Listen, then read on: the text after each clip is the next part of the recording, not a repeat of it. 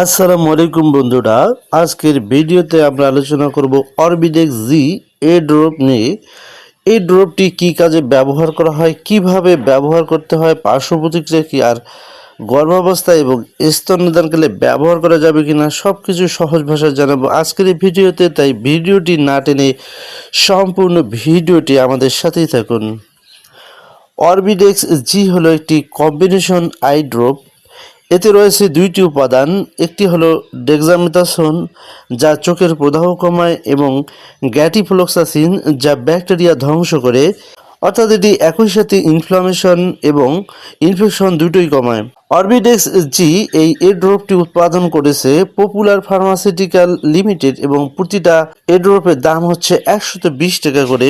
ড্রপটি সাধারণত ডাক্তাররা চোখ লাল হওয়া, চোখে ব্যথা বা জ্বালা, ব্যাকটেরিয়াল ইনফেকশন, চোখে অপারেশনের পরে প্রদাহ এবং চোখ দিয়ে পানি পড়া এ সকল সমস্যা দূর করার জন্য রোগীদেরকে দিয়ে থাকেন। এই ড্রপটির ডোজ এবং ব্যবহার পদ্ধতি সাধারণত ডাক্তাররা দিনে 4 থেকে 6 বার 1 ফোঁটা করে দেওয়ার পরামর্শ দিয়ে থাকেন। তবে ডোজ এবং ব্যবহার পদ্ধতি অবশ্যই ডাক্তারের নির্দেশক্রমে হতে হবে। নিজে থেকেই এর ডোজ এবং ব্যবহার পদ্ধতি ঠিক করা যাবে না।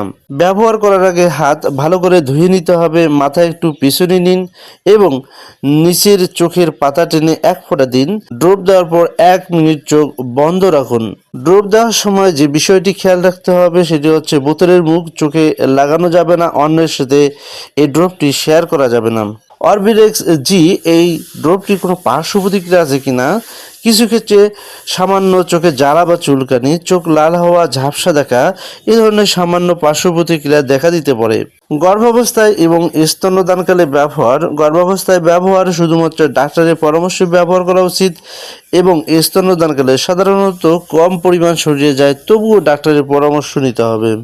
সম্মানিত অডিয়েন্স, এই ড্রপটি ভাইরাস বা ফাঙ্গাল ইনফেকশনে ব্যবহার করা যাবে না, দীর্ঘদিন নিজে নিজে ব্যবহার করা ঠিক নয় এবং সর্বাবস্থায় ডাক্তারের পরামর্শ নিয়ে তারপরে ব্যবহার করতে হবে।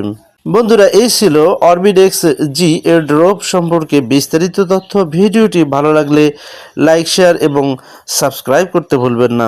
বন্ধুরা, আজকের মতো এখানেই বিদায় নিচ্ছি। দেখা হবে আরও নতুন কোনো মেডিসিনের রিভিউ নিয়ে। আল্লাহ হাফেজ।